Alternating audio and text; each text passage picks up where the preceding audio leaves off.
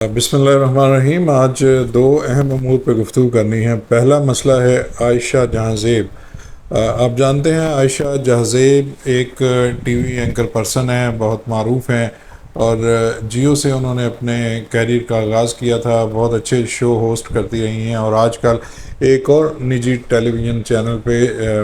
اپنا شو ہوسٹ کر رہی ہیں۔ انہوں نے تھانہ سرور روڈ میں ایک درخواست دائر کی ہے، جس میں یہ الزام عائد کیا گیا ہے کہ ان کے دوسرے شوہر، جن کا نام حارث بتایا جاتا ہے، انہوں نے انہیں تشدد کا نشانہ بنایا ہے۔ ان کی کچھ تصاویر بھی سوشل میڈیا پہ اس وقت سرکولیٹ کر رہی ہیں، جس میں دیکھا جا سکتا ہے کہ عائشہ جہاں زیب انہیں شدید تشدد کا نشانہ بنایا گیا ہے۔ ان کے چہرے پہ تشدد کے نشانات واضح طور پہ موجود ہیں۔ پولیس نے ان کا میڈیکل چیک اپ کروا لیا ہے، اور ان کے دوسرے شوہر حارث کو گرفتار کر لیا گیا ہے۔ مزید تفتیش جاری ہے، اور وزیر اعلیٰ پنجاب محترمہ مریم نواز شریف نے اس واقعے کا سخت نوٹس لیتے ہوئے یہ کہا ہے کہ خواتین ان کی ریڈ لائن ہیں، اور اگر یہ جرم ہوا ہے تو اسے کسی بھی طور پہ برداشت نہیں کیا جائے گا۔ تو یہ عائشہ جہاں زیب جو ہے وہ واقعہ پاکستان کے اندر جو خواتین ہیں، وہ گھریلو خواتین ہوں، وہ ورکرز ہوں، یا کسی بھی شعبے میں کام کرنے والی خواتین ہوں، انہیں گھریلو تشدد کا سامنا کرنا پڑتا ہے۔ تو عائشہ جہاں زیب کا معاملہ اس لیے سامنے آیا ہے کہ وہ ایک معروف اینکر پرسن ہے، اس لیے یہ مسئلہ جو ہے وہ سامنے آ گیا ہے، ورنہ یہ ایک معمول کی بات ہے، اور پاکستان کے اندر شاید اس کو اتنا زیادہ جرم نہیں سمجھا جاتا، لیکن یہ طریقہ کار اور یہ سوچ اور اس طرح کی اگر سوسائٹی ریئیکٹ کر رہی ہے تو اس پہ افسوس ہی کیا جانا چاہیے کہ خواتین جو ہیں وہ کوئی جنس نہیں ہیں، خواتین کوئی جو ہے وہ ایسی چیز نہیں ہے، غلام نہیں ہے کہ جب بھی ان کو چاہے آپ انہیں تشدد کا نشانہ بنایا۔ آپ کا اختلاف ہو سکتا ہے، آپ اس اختلاف کا اظہار کر سکتے ہیں، بات چیت کر سکتے ہیں، اور مسئلے کو سلجھا سکتے ہیں۔ اگر کوئی مسئلہ گمبھیر ہو جائے تو اپنے دوستوں، رشتہ داروں، ان کے ساتھ بیٹھ کے بھی مسئلے کو سلجھایا جا سکتا ہے، لیکن خواتین پہ تشدد کرنا یہ کسی بھی طور پہ قابل قبول نہیں ہے، اور نہ ہی سوسائٹی کو اس کی اجازت دینی چاہیے۔ عائشہ جہاں زیب آپ جانتے ہیں ان کی یہ دوسری شادی ہے۔ ان کے پہلے شوہر جہاں زیب کینسر کے مریض تھے، اور وہ جوانی کے اندر ہی انتقال کر گئے تھے۔ پہلے شوہر جہاں زیب سے ان کے 2 بچے ہیں، بعد میں 3 بچے ہیں، اور بعد میں 2 بچے جو ہیں وہ حارث سے ہیں۔ تو اس طرح جو ہے ان کے 5 بچے ہیں۔ عائشہ جہاں زیب نے کہا کہ یہ پہلی بار ایسا نہیں ہوا کہ انہیں تشدد کا نشانہ بنایا گیا ہو، بلکہ اس سے پہلے بھی وہ یہ درد سہ چکی ہیں، اور 3 سے 4 بار حارث نے انہیں تشدد کا نشانہ بنایا ہے، لیکن وہ اپنی شادی کو بچانے کے لیے اس چیز کو منظر عام پر نہیں لائی تھی۔ لیکن اب چونکہ صورتحال بہت زیادہ گمبھیر ہو گئی ہے، تو اس لیے اس نے اپنی فیملی کے ساتھ، اپنے دوستوں اور رشتہ داروں کے ساتھ مشورہ کرنے کے بعد انہوں نے تھانہ سرور روڈ میں یہ درخواست دائر کر دی، جس کے بعد یہ معاملہ حکام کے نوٹس میں آیا، اور اب حارث سے مزید تفتیش کی جا رہی ہے، اور یہ تفتیش مکمل ہونے کے بعد چالان کیا جائے گا، اور دیکھنا ہے کہ انہیں کیا سزا ملتی ہے۔ تو یہ ایک پہلا مسئلہ تھا جس پہ گفتگو کرنے جا رہے تھے، لیکن دوسرا سب سے اہم مسئلہ یہ ہے کہ حکومت نے ایک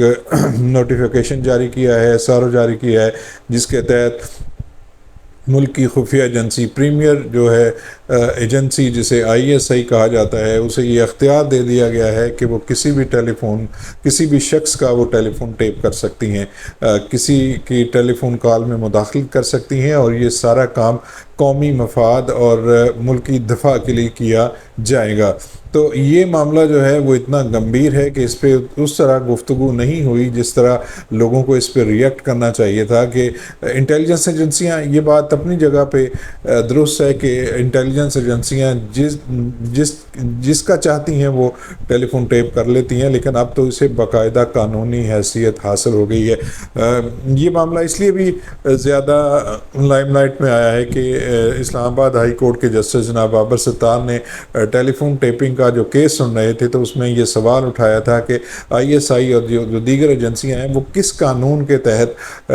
لوگوں کے ٹیلی فون ٹیپ کرتی ہیں۔ تو جب یہ معاملہ آیا تو ظاہر ہے کسی نہ کسی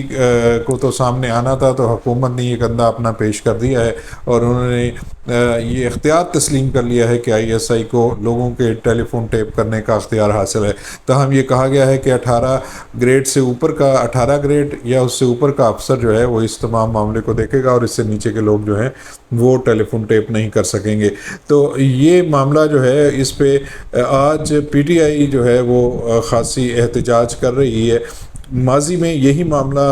جو ہے وہ مسلم لیگ نون کے ساتھ تھا، اپوزیشن کے ساتھ تھا، تو اس وقت کے وزیر اعظم جناب عمران خان نے یہ کہا تھا کہ انہیں اس بات پہ کوئی آر نہیں ہے کہ اگر پریمیئر ایجنسی، خفیہ ایجنسی آئی ایس آئی ان کے ٹیلی فون ٹیپ کرتی ہے، کیونکہ وہ تو کوئی غلط کام نہیں کرتے، تو اگر اس لیے کوئی ٹیلی فون ٹیپ کر رہا ہے تو یہ جو ہے وہ ایجنسی کا حق ہے۔ تو کل کے جو حکمران تھے وہ آج اپوزیشن میں ہیں، اور آج کے حکمران کل اپوزیشن میں ہوں گے، تو یہ جو حق ہے یہ ظاہر ہے ان کے خلاف بھی استعمال ہوگا، اور اس ہتھیار کو موجودہ حکومت کے خلاف بھی استعمال کیا جا سکتا ہے۔ آپ جانتے ہیں کہ ماضی میں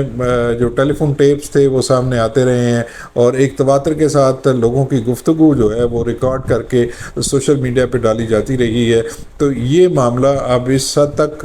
جو ہے وہ سامنے ہو گیا ہے، اور اس حد تک لیگلائز کرنے کی کوشش کی جا رہی ہے کہ ایجنسیوں کو یہ اختیار دے دیا گیا ہے کہ وہ کسی بھی شخص کا ٹیلی فون ٹیپ کر سکتی ہیں۔ اس طرح لوگوں کی پرائیویسی جو ہے وہ پرائیویسی نہیں رہی۔ اب جو بات ڈکے چھپے ہو رہی تھی اب وہ واضح طور پہ اور قانون کے تحت کی جائے گی، اور اس کے لیے یہ ضروری نہیں ہے کہ کسی عدالت سے پہلے رجوع کیا جائے کسی کو ٹیلی فون ٹیپ کرنے کے لیے،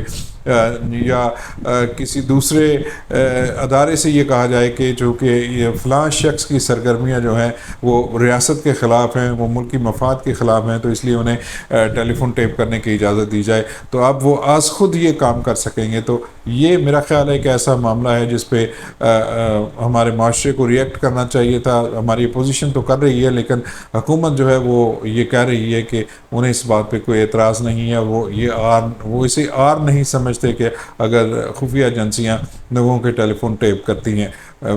یہ چونکہ ملک جو ہے وہ دہشت گردی کا شکار ہو رہا ہے، تو اس لیے اس کی آڑ میں لوگوں کو ٹیلی فون ٹیپ کرنے کی اجازت دینا اور آئی ایس آئی کو اس قسم کی اجازت دینا، میرا خیال ہے یہ انسانی جو آزادی ہے اور انسانی جو پرائیویسی ہے اور لوگوں کی جو پرائیویسی ہے اس میں مداخلت کرنے کا جو اختیار دے دیا گیا ہے، یہ کسی بھی طور پہ قابل ستائش نہیں ہے۔ حکومت کو اس کا بار جو ہے وہ اپنے کندھوں پہ اٹھانا ہے، اور کل کو اس کے لیے لوگوں کو جواب دہ بھی ہونا ہے اور اس کو بھگتنا بھی ہے۔ وہ اس کے لیے تیار رہے۔ بہت کچھ ہو چکا ہے، اس حکومت نے اس ملک کے ساتھ بہت کچھ کیا ہے، عوام کے ساتھ بہت کچھ کیا ہے، لیکن یہ اختیار دے کر میں سمجھتا ہوں کہ اس نے اپنے ہاتھ کاٹ لیے ہیں، اور جلد یا بدیر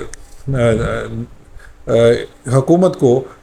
یہ سامنا کرنا پڑے گا کہ اس نے کتنی بڑی غلطی کی ہے۔ یہ تھی آج کی ویڈیو۔ ملیں گے نئی ویڈیو میں، اس وقت تک کے لیے مجھے اجازت دیجیے، اپنا بہت سا خیال رکھیے گا۔ اللہ حافظ۔